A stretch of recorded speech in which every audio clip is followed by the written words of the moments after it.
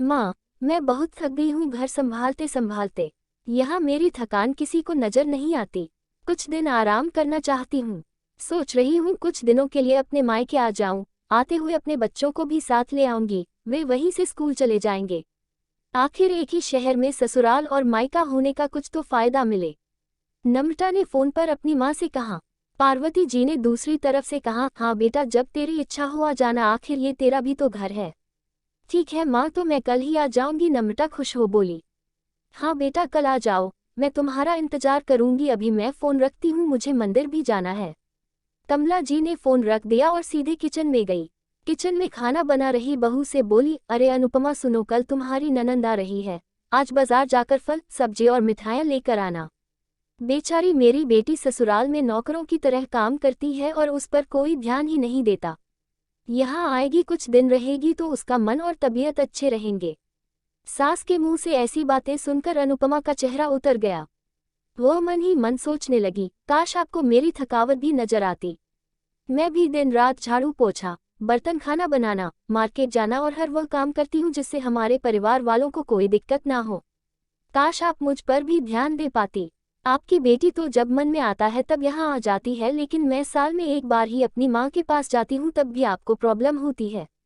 मैं भी इंसान हूँ, मेरा भी मन है, मुझे भी लगता है अपने माँ के पास जाकर थोड़ा आराम करूँ, सुख दुख की दो चार बातें करूँ, अपना मन हल्का करूँ।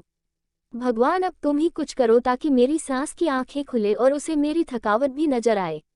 शाम तक भगवान ने जैसे अनुपमा की सुन ली और उसकी ननंद का फोन आया।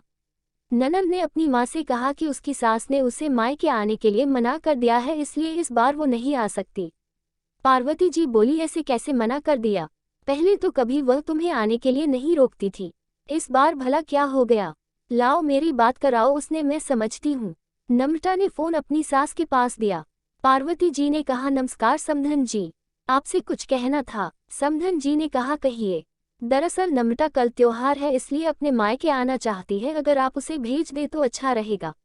नम्रता की सास ने कहा, देखिए समधन जी, आपकी बेटी मायके जाकर रहे, इस बात के लिए हमने उसे कभी नहीं रोका और इस बात से हमें कोई प्रॉब्लम है भी नहीं। कुछ दिनों पहले मैं अपने रिश्तेदार की शादी में गई थी, वहां आपकी बहू अनुपमा की माता जी से मिलने का मौका मिला। उनसे गपशप करने के दौरान उनकी बातों से पता चला कि अनुपमा को साल में एक ही बार अपने मायके जाने को मिलता है और वह भी बहुत कम समय के लिए। मुझे लगता है आपको पहले अनुपमा को उसके मायके भेज देना चाहिए और वह जब मायके होकर आ जाएगी तो मैं नम्रता को आपके पास भेज दूंगी। एक बहुत जरूरी बात जो मुझे लगता है आपको समझ लेनी चाहिए कि आपको अपनी बहू को भी बेटी की तरह या बेटी से भी ज्यादा प्यार देना चाहिए। उसे भी मायके जाने की इच्छा होती होगी। हो सकता है नम्रता के वहां आने से उसकी आवभगत करने के लिए आप उसे उसके मायके नहीं भेजती होंगी, या फिर वह आपसे कुछ कहने से अभी डरती हो। अगर आप उसको घर में ही कैद रखेगी तो एक दिन ऐसा आएगा जब वह आपके खिलाफ बोलने लगेगी। फिर वह आपकी सुनेगी भी नहीं और जब चाहे तब अपने मायके जाएगी। ऐसी परिस्थिति आए, इससे अच्छा है कि आप ही कुछ बदलाव अमल में ले आए जिससे आपका रिश्ता और रिश्ते की मिठास खराब ना हो। पार्वती को अपने समधन के हर एक शब्द में सच्चाई नजर आई।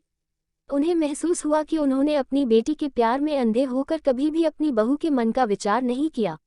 उन्होंने हमेशा ही अपनी बेटी को अपने बहू से ऊपर रखा।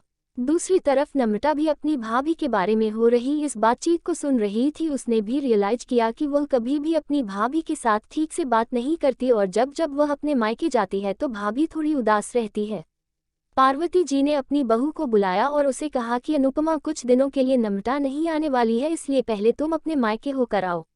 ये सुनते ही अनुपमा का चेहरा खिल गया, क्योंकि यह पहली बार था जब उसकी सास ने सामने से उसे अपने मायके जाने के लिए कहा था। अगले दिन अनुपमा अपने मायके गई और इस बार एक दो दिन नहीं, पूरे हफ्ते भर रहकर आई। अपने माँ बाप से, अपने रिश्तेदारों से मिलकर आई और जब वह लौटकर आई तो उसका चेहरा खिला हुआ था, उसकी आंखें चमक रही थी। अनुपमा के आने के बाद नम्रता भी अपने मायके आई और इस बार वो खुद सामने से अपनी भाभी से खुशी खुशी मिली और अच्छे से बात की। नम्रता ने अपनी माँ से बात करके उन्हें भी अच्छे से समझने में मदद की कि वह कहीं ना कहीं अनुपमा के साथ गलत व्यवहार कर रहे थे। दूसरी तरफ अनुपमा अपने ससुराल वालों के बदले रवैया से बहुत खुश थी। अब वह खुशी खुशी सबका ध्यान रखती और हर काम प्यार से करती। वह ध्यान रखती कि कोई भी ऐसी बात या काम ना करे जिससे घर में तनाव का माहौल पैदा। पार्वती जी अपनी बहू को खुद ही समय समय पर मायके भेज दिया करती। एक छोटे से बदलाव ने सास बहू और भाभी ननंद के बीच की कड़वाहट को दूर कर दिया और रिश्तों को और भी ज्यादा मीठा और मजबूत कर दिया। आपको हमारी यह वीडियो अच्छी लगे तो लाइक करिएगा और हो सके तो ज़्यादा से ज़्यादा शेयर करें। शेयर करना ना भूलिएगा दोस्तों, और अगर मेरी बातों से आपको सहमति हो तो प्लीज़ कमेंट बॉक्स में कमेंट करके ज़रूर बताएगा। मिलते हैं आपसे अगले वीडियो में। धन्यवाद।